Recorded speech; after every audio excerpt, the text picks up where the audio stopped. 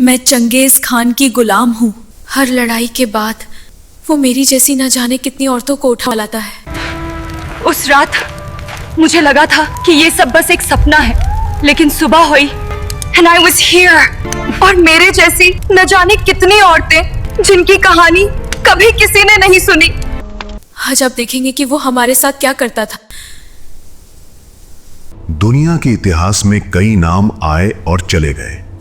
कुछ को उनकी महानता के लिए याद किया गया तो कुछ को उनके आविष्कारों के लिए।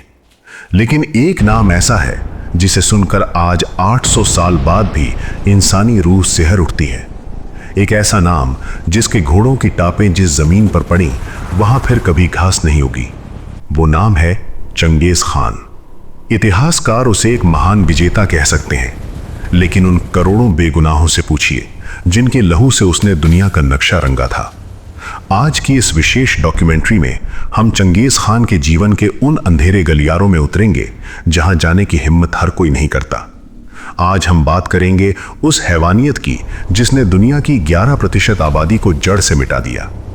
हम जानेंगे कि कैसे एक अनाथ बच्चा जिसे अपनों ने ही मरने के लिए छोड़ दिया था, वो दुनिया का सबसे बड़ा कातिल और सबसे शक्तिशाली सम्राट कैसे बना। तैयार हो जाइए, क्योंकि ये कहानी वीरता की नहीं, ये कहानी है उस क्रूरता की जिसकी कीमत लाखों औरतों ने अपने आंसुओं और हजारों शहरों ने अपनी राख से चुकाई। साल 1162, मंगोलिया के बर्फीले मैदान, जहां हवाएं भी हड्डियों को गला देने वाली होती हैं। वहां एक बच्चा पैदा होता है जिसकी मुट्ठी में खून का एक थक्का जमा हुआ था। कबीले के पुजारियों ने भविष्यवाणी की, ये बच्चा या तो दुनिया को बचाएगा या उसे खत्म कर देगा। उसका नाम रखा गया तैमुजिन। जब तैमुजिन महज 9 साल का था, तब उसके पिता येशुगेई की दुश्मन तातारी कबीले ने जहर देकर हत्या कर दी। पिता की मौत के बाद तैमुजिन के अपने ही कबीले ने उसे, उसकी मां और भाई बहनों को बेसहारा छोड़ दिया। वे जानते थे कि इस कड़ाके की ठंड में एक अकेली औरत और उसके छोटे बच्चे जिंदा नहीं बचेंगे। लेकिन तैमुजिन के अंदर मौत को मात देने की सनक थी। उन्होंने जंगल की जड़ें खाई, चूहे पकड़े और कई रातों तक सिर्फ बर्फ चाट कर गुजारा किया। इसी भूख और असुरक्षा के बीच तैमुजिन के अंदर का इंसान मर चुका था और एक दरिंदा जन्म ले रहा था। एक बार जब उसके सौतेले भाई बेख्तर ने उसके हिस्से की एक छोटी सी मछली छीन ली, तो तैमुजिन ने बिना पलक झपकाए अपने ही भाई को तीरों से छलनी कर दिया। अपनों का खून बहाने की यह पहली शुरुआत थी जो आगे चलकर खून का समंदर बनने वाली थी। जवानी की दहलीज पर कदम रखते ही उसकी पत्नी बोर्ते का अपहरण मरकित कबीले ने कर लिया। उस दौर में मंगोलिया में औरतों को सिर्फ एक संपत्ति समझा जाता था, लेकिन तैमुजिन ने अपनी पत्नी को बचाने के लिए जो कहर बरपाया, उसने साबित कर दिया कि वो अब सिर्फ एक भगोड़ा नहीं बल्कि एक खूंखार भेड़िया बन चुका है। साल 1206, एक विशाल सभा में तैमुजिन को चंगेज खान की उपाधि दी गई, जिसका मतलब था पूरी दुनिया का सम्राट। उसने बिखरे हुए मंगोल कबीलों को एक ऐसी सेना में बदल दिया जो मौत से भी नहीं डरती थी। चंगेज की सेना इंसान नहीं बल्कि एक वॉर मशीन थी। मंगोल सैनिक घोड़ों पर ही सोते थे, घोड़ों का खून पीकर अपनी प्यास बुझाते थे और हफ्तों तक बिना रुके सैकड़ों मील का सफर तय कर सकते थे। चंगेज ने युद्ध की ऐसी चालें खोजी जो उस समय अकल्पनीय थी। वो अक्सर अपनी हार का नाटक करता, फेक रिट्रीट, दुश्मन की सेना को दूर तक खींच कर ले जाता और फिर अचानक मुड़कर उन्हें चारों तरफ से घेर लेता। लेकिन चंगेज की असली ताकत उसकी तलवार नहीं, उसका डर था। उसने मनोवैज्ञानिक युद्ध की शुरुआत की। वो अपने सैनिकों को हुक्म देता कि रात में एक सैनिक 5 मशाले जलाए ताकि दुश्मन को लगे कि मंगोलों की संख्या लाखों में है। वो शहरों के बाहर इंसानी खोपड़ियों के मीनार खड़ा करवाता था। उसने दुनिया को एक संदेश दे दिया था, या तो मेरे गुलाम बनो या अपनी कब्र चुनो। 19 का वो साल जब ख्वारिज़्म साम्राज्य के शाह ने चंगेज खान के व्यापारियों को मार दिया। ये चंगेज के लिए सिर्फ युद्ध नहीं, एक निजी अपमान था। उसने कहा, तुमने युद्ध चुना है, अब जो होगा उसे खुदा देखेगा। चंगेज खान की सेना ने ईरान, इराक और अफगानिस्तान के चमकते हुए शहरों को खंडहर बना दिया। बुखारा, समरकंद, मर्व और निशापुर, जहां से मंगोल गुजरे वहां सिर्फ मौत का सन्नाटा रह गया। निशापुर में जहां चंगेज खान के दामाद की मौत हुई थी, वहां उसने हुक्म दिया कि एक भी कुत्ता या बिल्ली भी जिंदा नहीं बचना चाहिए। हजारों औरतों, बच्चों और बुजुर्गों को सड़कों पर कसाई की तरह काट दिया गया। इतिहासकार कहते हैं कि निशापुर में 17 लाख से ज्यादा लोगों का कत्लेआम हुआ। इंसानों के कटे हुए सिरों के पहाड़ बनाए गए ताकि कोई दोबारा सिर उठाने की सोच भी न सके। लेकिन इस कहानी का सबसे अंधेरा अध्याय अभी बाकी है। जब मंगोल किसी शहर को जीतते थे तो असली नर्क वहां की औरतों के लिए शुरू होता था।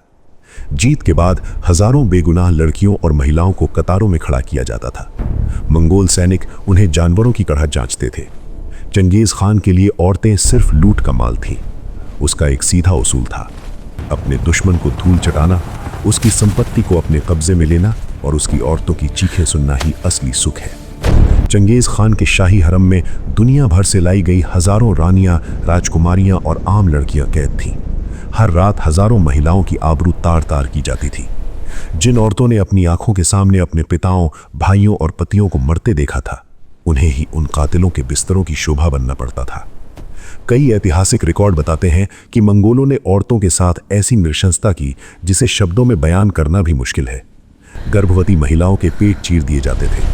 औरतों को गुलामों के बाजारों में कौड़ियों के भाव बेचा जाता था। उनकी जिंदगी ऐसी बना दी गई थी जहां मौत भी उन्हें एक वरदान की तरह लगती थी।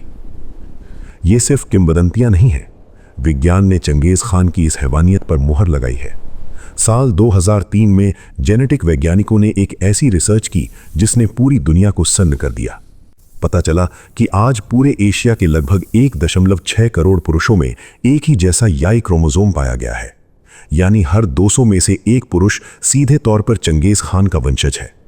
जरा सोचिए, इस एक आंकड़े के पीछे कितनी बड़ी तबाही और कितना बड़ा जुल्म छिपा है। इसका मतलब है कि चंगेज खान और उसकी सेना ने उस दौर में इतने बड़े पैमाने पर औरतों का शारीरिक शोषण किया, इतनी लाखों महिलाओं के साथ जबरदस्ती की कि आज उसकी नस्ल दुनिया के एक बड़े हिस्से में मौजूद है। ये कोई महान विरासत नहीं है, बल्कि ये उन लाखों बेबस औरतों के आंसुओं और चीखों का एक जीवित प्रमाण है जिन्होंने चंगेज खान की क्रूरता को सहा। साल 2027, दुनिया को घुटनों पर लाने वाला चंगेज खान आखिरकार मौत के बिस्तर पर था। लेकिन मरते हुए भी उसके अंदर का खौफ कम नहीं हुआ। उसने वसीयत की कि उसकी मौत के बाद उसकी कब्र को कभी कोई ढूंढ न पाए। कहा जाता है कि जब चंगेज खान को दफनाने के लिए ले जाया गया तो रास्ते में पड़ने वाले हर इंसान और जानवर को मार दिया गया ताकि कोई गवाह न बचे। उसे दफनाने वाले 2000 सैनिकों को मार दिया गया और फिर उन 2000 को मारने वाले सैनिकों को भी मार दिया गया। उसकी कब्र के ऊपर हजारों घोड़े दौड़ाए गए ताकि जमीन समतल हो जाए। कुछ लोग कहते हैं कि उसकी कब्र के ऊपर से एक पूरी नदी का रुख मोड़ दिया गया। आज 800 साल बीत गए। दुनिया के बड़े बड़े वैज्ञानिकों और सैटेलाइट्स ने चंगेज की कब्र ढूंढने की कोशिश की, लेकिन आज भी वो एक अनसुलझा रहस्य है। चंगेज खान एक ऐसा नाम है जिसने दुनिया की 11% आबादी को जड़ से मिटा दिया। वो एक ऐसा तूफान था जिसने इंसानी सभ्यता को हजारों साल पीछे ढकेल दिया। वो एक महान शासक था या इतिहास का सबसे बड़ा हैवान, इसका फैसला हम आप पर छोड़ते हैं। अपनी राय कमेंट्स में जरूर बताएं। अगर आपको इतिहास की ऐसी ही डार्क और रहस्यमयी कहानियां पसंद हैं तो एंशिएंट युग स्टोरीज को अभी सब्सक्राइब करें और बेल आइकन दबाएं। मिलते हैं अगले वीडियो में एक और खौफनाक सच के साथ।